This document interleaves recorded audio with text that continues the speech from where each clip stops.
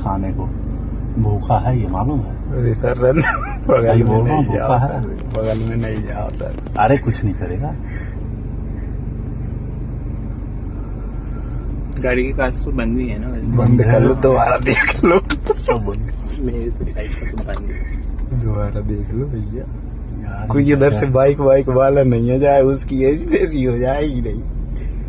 अपना स्टाफ भी आने वाला है। कोई नहीं आएगा।